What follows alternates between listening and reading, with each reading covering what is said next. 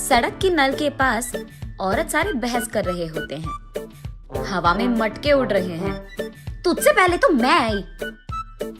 आहा, तुझसे पहले मैं आई। अरे रुको तुम, चूल्हे पे दाल पक रहा है, एक मटका पानी तो लेने दो। अरे तुम रुको, वहाँ झूले में मेरा बेटा रो रहा है।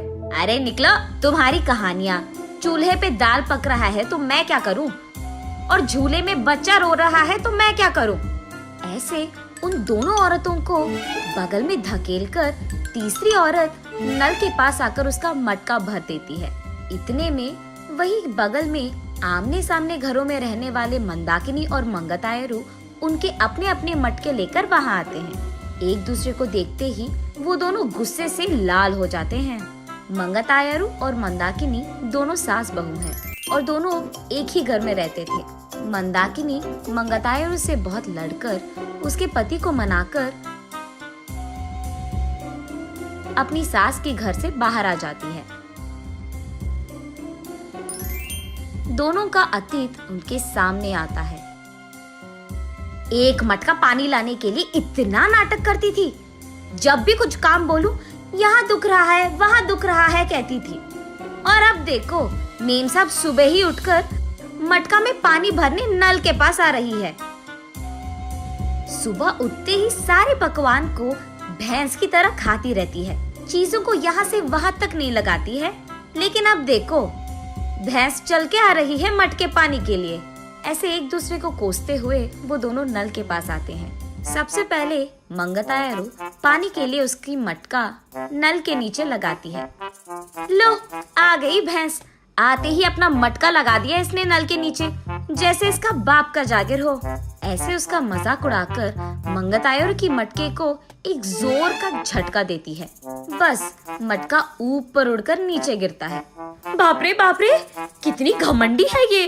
मेरे ही बेटे के पैसे खाते हुए मुझे भैंस कह रही है, और ऊपर से मेरे ही लटके को लात मारा तुमने। ऐसे कहते हुए मंदाकिनी की मटके को भी जोर का झटका देती है मंगतायरू। मैं तुम्हारे बेटे के पैसे नहीं खा रही हूँ, तुम ही मेरे पति के पैसे खा रहे हो। मेरे सारे बनाए हुए पकवान को सुबह से रात तक खाती रहती है तो भैंस की तरह ही दिखेगी ना। भैंस कहीं की मेरे ही मटके को लात मारती है। कितनी घमंडी है तू। मटके को ही नहीं, अगर मेरी सटकी ना, तेरे को भी मारूंगी, समझी? हाँ, जरूर मारेगी। इतनी घमंडी जो है। मेरे बेटे को मुझसे दूर कर दिया तूने, मेरे घर से उसको निकाल दिया तूने, और अब मेरे ही घर के सामने रह रही है। सिर्फ तेरे बेटे को ही नहीं, तुझे भी तेरे घर से निकाल दूंगी, समझी? मुझसे पंगा लेगी ना, ऐसे ही होगा। तू तो जरूर करेगी, घमंडी औरत, बंदर मुंह वाली कहीं की। तुझे देखकर ऐसा लगता है कि भैंस को कपड़े पहनाए हैं, और तू मुझे बंदर कह रही है। भैंस कहीं की मुझे भैंस कह रही है, मुझे बंदर कह रही है। ऐसे वो दोनों एक दूसरे से लड़ते हुए एक दूसरे के बाल पकड़कर लड़ते लड़ते नल के बगल में मौजूद कीचड़ में गिर जाते हैं। ये सब दूर से देख रहे बाप बेटे दोनों एक दूसरे को देख हंस पड़ते हैं।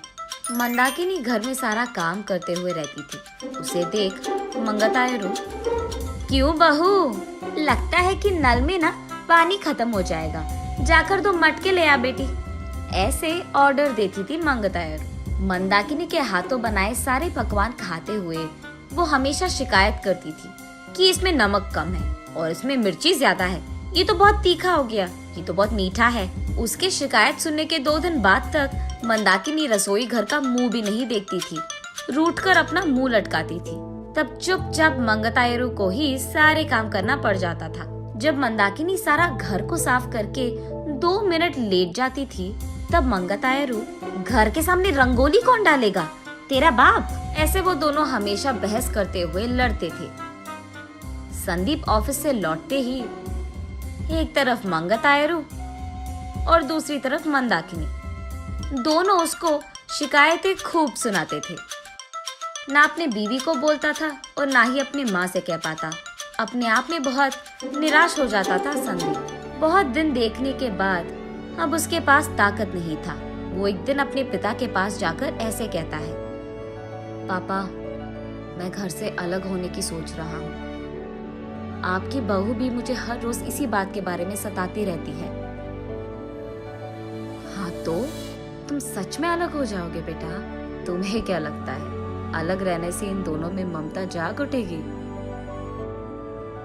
ममता और प्यार भले ही बाहर ना आए, लेकिन इन दोनों को इतना तो समझ आएगा कि एक दूसरे के बिना अपने अपने घरों में अकेले रहते हुए सारे काम अकेले करते हुए कितना मुश्किल है। अब दोनों को समझ में आना है ना पापा कि अलग रहना कितना मुश्किल है।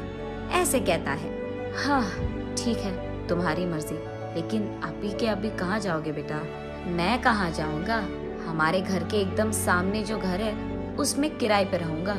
ऐसे बाप बेटे दोनों ऐसी योजना बनाते हैं जिनसे सास बहू अनजान है। इन दोनों को सबक सिखाना तो छोड़ो, एकदम पागलों की तरह लड़ रहे हैं ये दोनों। ऐसे कीचड़ में गिरे सास बहू को देख उनके चारों ओर मौजूद सारे गांव वाले जोर जोर से हंसते रहते हैं। अब इन दोनों इसके बाद क्या करेंगे ये हम अगली वीडियो में जानेंगे।